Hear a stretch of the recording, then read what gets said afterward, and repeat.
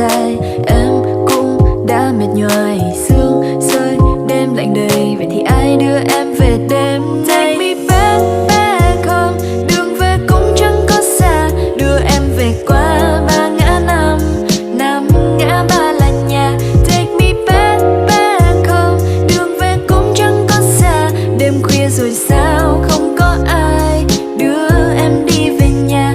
La la la la la la la, ai đưa em về? La la la la la, không ai đưa em về.